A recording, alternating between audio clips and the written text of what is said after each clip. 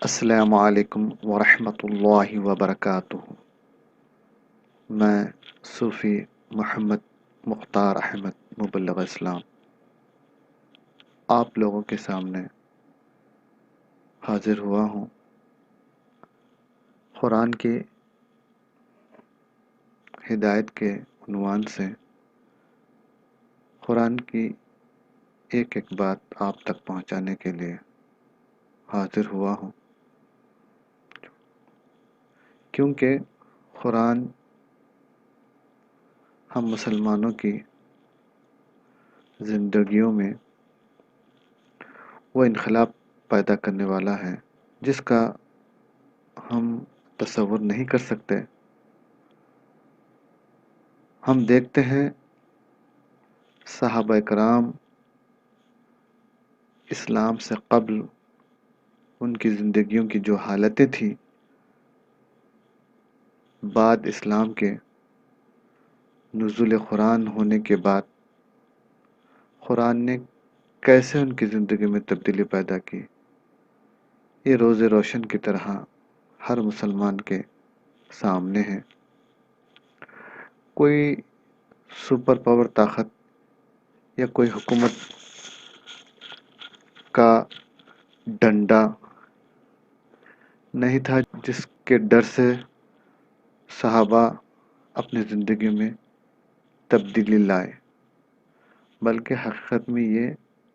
قرآن کا ہی روحانی کمال تھا جس کو صحابہ کرام نے اپنی زندگیوں میں بسا لے کر ایک تو قرآن کو اپنے قلب میں بسائے، قرآن کی عظمت کو اپنے دل میں بٹھائے اور قرآن کی عزت اور قدر کیے، قرآن کا ادب کیے، اور قرآن نے جن جن باتوں کا صحابہ کو حکم کیا صحابہ برابر ان باتوں پہ عمل کرتے رہے۔ قرآن نے جن جن باتوں سے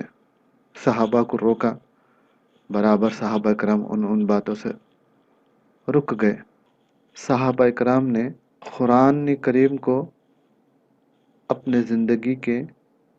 ہر شعبے میں داخل کر لیا تھا۔ یہی وجہ تھی کہ صحابہ کرام غلط اور صحیح اس کا فیصلہ قرآن سے لیتے رہے، کیونکہ کوئی آدمی تجارت کر رہا ہے، سود یا انٹرسٹ پر پیسے لین دین کر رہا ہے، تجارت کو سود کی بنیاد پہ کر رہا ہے، تو جب تک قرآن کی رہبری یا ایمان اس کے پاس نہ ہو، قرآن کی رہبری نہ ہو، تو سود کا لین دین اس کے پاس کوئی گناہ کا عمل ہے، وہ اس علم سے وہ شخص محروم رہے گا۔ مگر جس کے پاس قرآن ہے، جس کے پاس قرآن ایمان ہے اور اس کے پاس قرآن ہے، تو اس کو معلوم ہوگا کہ سود حرام ہے۔ تو لہٰذا صرف تمہید باندھنے کا مقصد یہ تھا کہ صحابہ کرام کی زندگیوں میں قرآن نے ہر طرح سے زندگی کے ہر شعبے میں صحابہ کرام کی رہبری فرمائی، اور یہی وجہ تھی صحابہ کرام غلطیوں سے پاک زندگی گزارنے لگے، کیونکہ گناہ سے بھی پاک زندگی اور غلطیوں سے بھی پاک زندگی۔ ہم دیکھتے ہیں کہ بڑی بڑی جو حکومتیں ہیں ان کے غلط فیصلوں سے حکومتیں ختم ہو جاتی ہیں۔ ایک مستحکم حکومت اگر اس میں صحیح مشورے دینے والے نہ ہوں تو بڑی مستحکم سے مستحکم حکومت بھی دیکھتے دیکھتے تباہ و برباد ہو جاتی ہے۔ مگر قربان جائے آقائے دو جہاں احمد مجتبیٰ محمد مصطفیٰ صلی اللہ علیہ وسلم پر، آپ نے امت مسلمہ کے ہاتھ میں ایسا کلام، ایسا قرآن عطا فرما کر تشریف لے گئے ہیں کہ جس کی وجہ سے امت مسلمہ کی رہنمائی، رہبری کے لیے ہر وقت قرآن ساتھ ہے۔ اور یاد رکھو، ہم دیکھتے ہیں اسلام کی 1400 سال، اب 15ویں صدی چل رہی ہے، جب تک مسلمانوں نے قرآن کی رہبری میں اپنی زندگی کے ایام گزارے یا نظام حکومت میں قرآن سے رہبری جب تک لیتے رہے، دنیا کی کوئی قوم مسلمانوں کو شکست نہیں دے سکے، مسلمان ہمیشہ غالب رہے۔ آج مسلمان اپنی ہر شعبے میں بجائے قرآن کی رہبری کو اختیار کرنے کے مغربی دنیا کو مشعل راہ سمجھا ہوا ہے۔ یہی وجہ ہے جب سے مسلمان قرآن کو چھوڑا ہے، مسلمانوں کے رعب اور دبدبہ، مسلمانوں کی جو سلطنتیں تھیں سب ختم ہو گئی، جس کی متعلق قرآن میں خود ذکر ہے کہ حضور نبی کریم صلی اللہ علیہ وسلم دربار خداوندی میں یہ امت کے نسبت سے شکایت کرتے ہیں، وقال الرسول یا ربی ان قوم اتخذوا هذا القرآن مہجورا، اور رسول اکرم صلی اللہ علیہ وسلم عرض کریں گے، اے رب، بے شک میری قوم نے اس قرآن کو بالکل ہی چھوڑ رکھا تھا۔ تو یہاں پر حضور نبی کریم صلی اللہ علیہ وسلم کی قرآن کو چھوڑنے کی وجہ سے امت مسلمہ پر زوال آیا۔ ہماری یہ خواہش ہے کہ مسلمان حضرات قرآن کی آیتوں پہ غور کریں اور قرآن کی ہدایت کے مطابق اپنے زندگی میں تبدیلی لانے کی کوشش کریں۔ ایک میں مثال دیتا ہوں، کوئی شخص زندگی میں بہت ترقی کرتے کرتے اچانک ناکامی کا شکار ہو جائے اور اتنا پستی میں آ جائے جس کی کوئی حد نہ ہو، تو وہ اس کی پستی میں آ جانا یا اس کی ترقی میں رکاوٹ کی وجہ اگر دریافت کریں، وہ ضرور یہ کہے گا کہ مجھے صحیح رہبری کرنے والا نہیں ملا، جس قدر لوگ تھے مجھے دھوکائی دیتے رہے اور صحیح رہبری نہیں کی، جس کی وجہ سے میں آج ناکام ہو گیا۔ تو اکثر ناکامی کے پیچھے جو مکار لوگ بصورت دوست اس کے ساتھ جڑے ہوئے ہوتے ہیں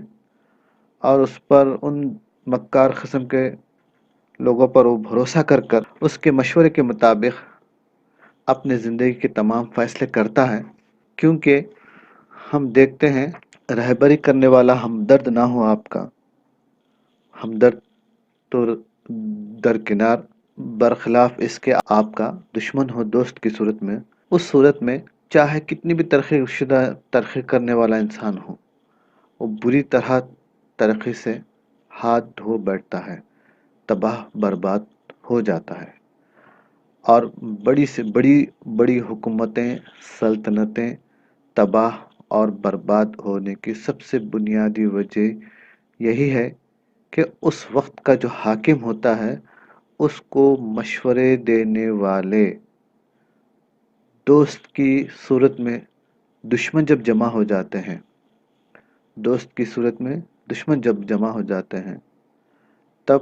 اس کی حکومت کو زوال یقینی ہے۔ تو معلوم یہ ہوا کہ دنیا کا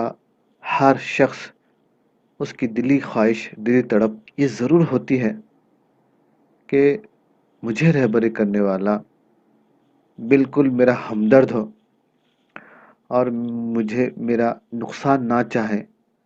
ایسا اگر مجھے رہبر مل جائے تو یقیناً میں دنیا میں بڑی ترقی کر سکتا ہوں، دنیا میں بہت ترقی کر سکتا ہوں۔ یہ حقیقت میں اس کی جو خواہش ہے یقیناً پوری ہونے والی ہے اگر وہ اپنے صحیح رہبر کو پہچان لے، صحیح رہبری کرنے والے کو پکڑے۔ تو ہم دیکھتے ہیں قرآن مجید یہ ایک ایسا رہبر ہے کہ جس کی رہبری میں کبھی دھوکہ نہیں، اور قرآن مجید تمہارا ایسا ہمدرد ہے کہ اس کے مشورے پہ چلے تو تمہاری مدد کے لیے آسمان سے فرشتوں کو بھی نازل کر دیتا ہے۔ دنیا میں جتنی بھی قومیں ہیں، صحابہ اکرام سے جب مقابلے کے لیے آئی تو ہم دیکھتے ہیں کہ مسلمانوں سے، صحابہ اکرام سے سپر پاور طاقتیں مقابلہ نہیں کر سکی، حتیٰ کہ شکست پہ شکست، شکست پہ شکست کھاتے ہوئے اپنے ملکوں سے ہاتھ دھو بیٹھے، کیونکہ صحابہ اکرام قرآن کی رہبری میں چل رہے تھے۔ قرآن تمہارا ہمدرد بھی ہے اور تمہاری مدد کی طاقت بھی رکھتا ہے، اور اس کے فرمان پر جس قدر تم آگے بڑھیں گے تو اللہ کی مدد اور نصرت بھی آپ دیکھتے رہیں گے، کیونکہ قرآن تم کو ایسے راستے پہ چلاتا ہے جہاں سے تم ہر وقت اللہ کی مدد کو حاصل کر سکو۔ یعنی اللہ اگر تمہاری مدد کے لیے کھڑا ہو جائے، دنیا کی کوئی طاقت تم کو نقصان نہیں پہنچا سکتے۔ اور اللہ کی مدد تم کب حاصل کر سکتے؟ وہ قرآن کی رہبری میں اگر زندگی گزارے، قرآن کی رہبری میں اگر آپ زندگی گزاریں تو یقیناً اللہ کی مدد، اللہ کی نصرت تمہارے شامل حال رہے گی۔ یاد رکھیں، اللہ تعالی قرآن کی رہبری میں اپنی چھوٹی سی بھی زندگی گزار رہا ہو،